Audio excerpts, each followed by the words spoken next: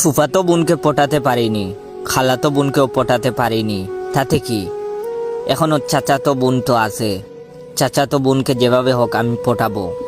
তাই চাচাতো বোনের সাথে দেখা করলাম। ওর সাথে দেখা হতেই আমার মনের কথা সব খুলে বললাম। ওকে বললাম, আমি তোমাকে পছন্দ করি, ভালোবাসি। কিন্তু চাচাতো বোন আমার ভালোবাসা গ্রহণ করলো না। কোনো উত্তর না দিয়ে ডেমাক দেখিয়ে চলে গেল। কিন্তু আমিও ছেড়ে দিবার মতো পাত্র নই। তাই একজন কবিরাজের কাছে গেলাম। কবিরাজের কাছে গিয়ে চাচাতো বোনকে তাবিজ করলাম যেন আমাকে ভালোবেসে ফেলে, কাজ হয়। কবিরাজ তাবিজ দিল। 7 দিন পর ফলাফলও পেলাম। অবশেষে বিয়ে হলো। কি ভাবছেন চাচাতো বোনের সাথে আমার বিয়ে হয়েছে? আরে না, চাচাতো বোনের বিয়ে হয়েছে সেই কবিরাজের সাথে। ওই শালা বন্ড কবিরাজের কাছে তাবিজ নিয়েছিলাম চাচাতো বোন যেন আমার প্রেমে পটে যায়।